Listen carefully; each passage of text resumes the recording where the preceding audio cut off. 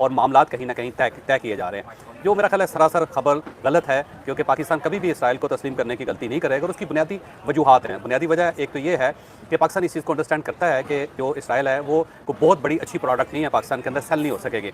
आवाम उसे बहुत ज़्यादा बुरा मनाती है और इतना बुरा मनाती है कि आवाम को फिर सेटिस्फाइड करना गवर्नमेंट के लिए इम्पॉसिबल हो जाता है। तो पाकिस्तान, हुकूमत पाकिस्तान या इस्टेब्लिशमेंट या कौमी सतह के ऊपर जो मुल्क है कभी भी ये गलती नहीं करेगा, और उससे गलती ना करने की वजह मैंने आपको बता दी। हाँ बता, पाकिस्तान का एक बहुत पुराना ख्वाब है, वो ख्वाब ये है कि जो इसराइल है उसकी फहरिस्त है, पाकिस्तान उसमें दुश्मन के फहरिस्त में शामिल है। तो पाकिस्तान नहीं चाहता कि ये दुश्मन की फहरिस्त पर रहे, तो पाकिस्तान अपने आप को एक न्यूट्रल मुल्क साबित करना चाहता है और उसके लिए बहुत एफर्ट पाकिस्तान के हर लेवल पे की जा रही है।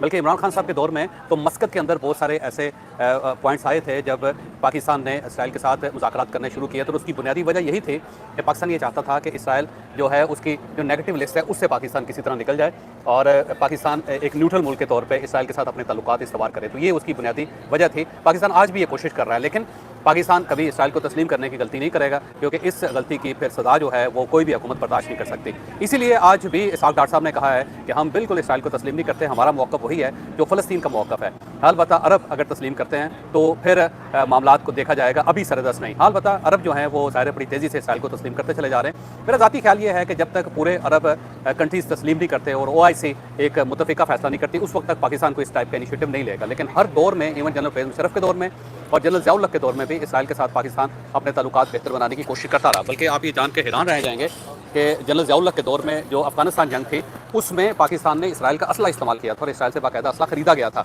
और मुख्तलिफ इलाकों से होता हुआ, जैसे कि मिस्र के कुछ इलाके वहाँ से होता हुआ, उर्दन से होता हुआ पाकिस्तान आता था। उस वक्त भी पाकिस्तान के ताल्लुकात थे, लेकिन इस नौइयत के नहीं थे कि पाकिस्तान इसराइल को तस्लीम करे। तो आज इसहाक डार साहब ने जो कहा है वो बिल्कुल दुरुस्त है। एक प्रॉपर प्रोपेगेंडा किया जा रहा है। उस प्रोपेगेंडा का मकसद ये है कि गवर्नमेंट को और स्टेट को बदनाम किया जाए, इसके अलावा इसके पीछे कोई और चीज़ नहीं है। अलबत्ता इमरान खान साहब के दौर में कोई ना कोई इनिशिएटिव लिया गया था और जनरल फैज़ अमीर साहब ने इनिशिएटिव लिया था उन्हीं के कहने पे, बल्कि कुछ लोगों का ये भी कहना है कि वो बाकायदा मस्कत जाके मिलते भी रहे हैं और मुसाद के कुछ चीफ से, उनके जो लोग थे उनके साथ इनकी मुलाकात भी हुई थी, लेकिन ये ऑफ द रिकॉर्ड थी मुलाकातें, ये कोई क्लैरिटी इसके अंदर नहीं है।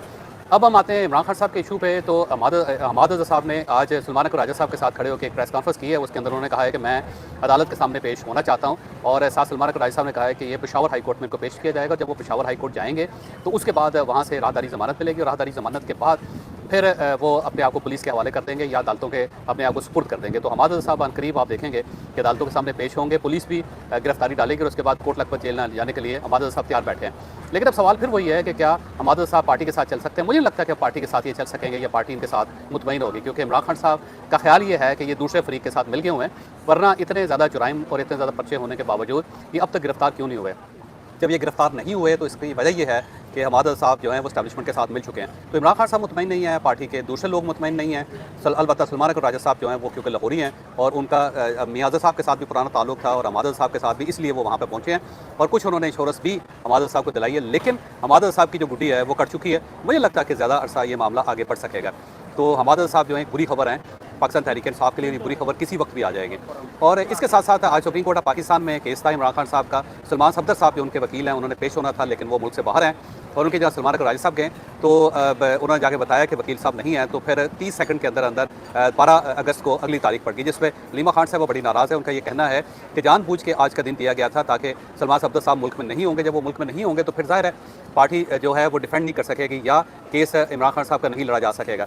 तो इस वजह से भी ये सारा मामला जो है उसको इल्तवा में डाला गया, और जो ही हमारे वकील वहाँ पे पेश हुए हैं तो 12 तारीख डाल दी गई और 30 सेकंड सुना गया, जो इमरान खान साहब जैसे इंटरनेशनल जो शहरी हैं, जो बड़ी शख्सियत हैं, उसके साथ बड़ी ज़्यादती है।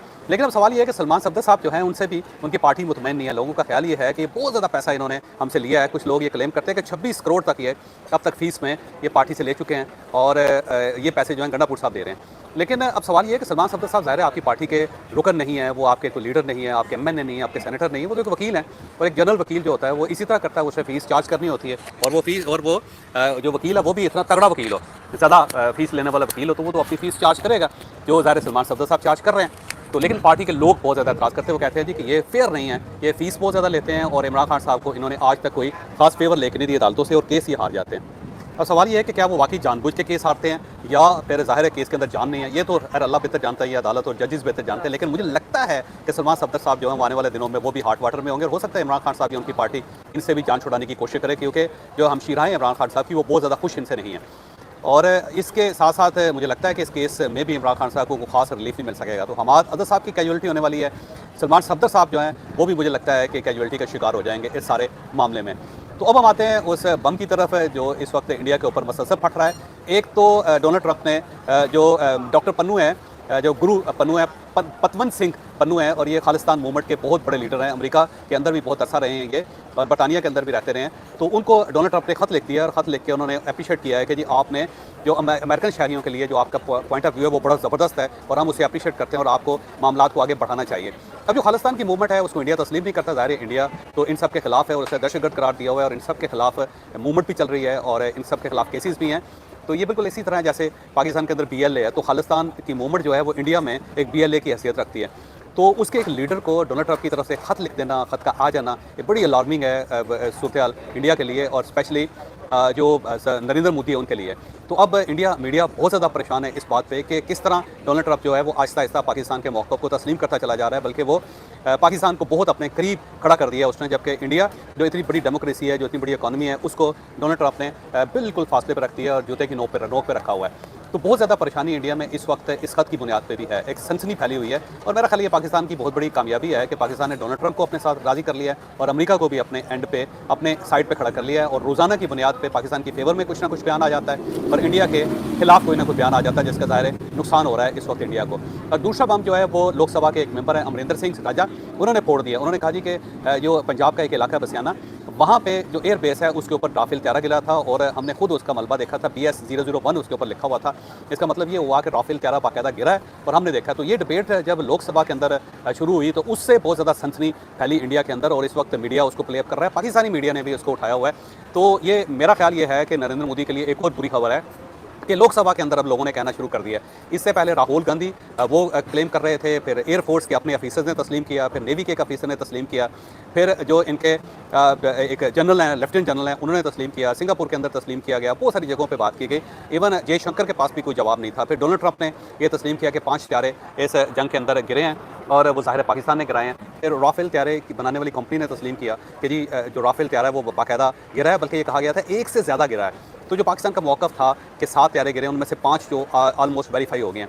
बल्कि इसके साथ साथ जो इंडियन यूट्यूबर्स हैं, जो इंडियन सोशल मीडिया इन्फ्लुएंसर्स हैं, उनके जो जर्नलिस्ट हैं वो भी इसको तस्लीम कर रहे हैं। बल्कि टाइम्स ऑफ इंडिया के अंदर आर्टिकल छपे हैं, हिंदू अखबार के अंदर आर्टिकल छपे हैं, उनके जो बहुत सारे इंटेलिजेंट प्रोफेसर्स हैं वो सब तस्लीम कर रहे हैं। एक्स जो आर्मी मैन हैं, जो उनके जनरल्स हैं, जो उनके एयरफोर्स के पुराने ऑफिसर हैं रिटायर, वो तस्लीम कर रहे हैं कि पाकिस्तान ने बड़ी कामयाबी हासिल की।